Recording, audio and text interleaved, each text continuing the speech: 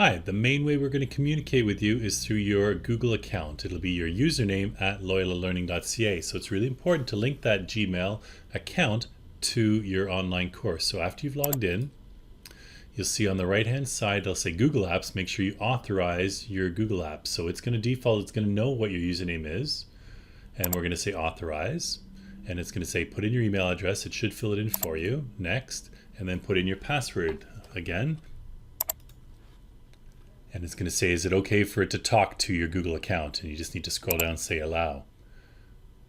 So that's, once it's authorized, then you're actually going to see any mail is going to come into here, any unread mail. So it's going to say if you submit to the Dropbox, all those are going to show up.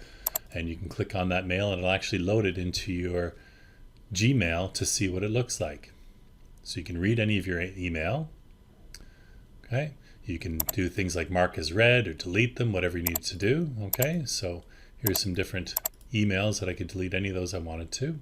Or I can also say more mark as read if I wanted to. And I'm going to delete those now as well. And then if I went back to my home page and I refreshed, you'll see that those read emails are going to disappear from here. And it'll just be any unread emails, which was the first three, so I can delete those as well. So it's important to keep clearing out your mailbox as you go through.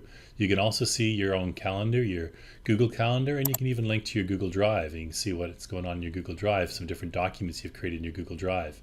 And you can even go to your Google Drive by clicking on this one, and you see any documents there. We'll see that later on when we're submitting from your Google Drive. It's much easier to submit from your Google Drive if your Google account is linked.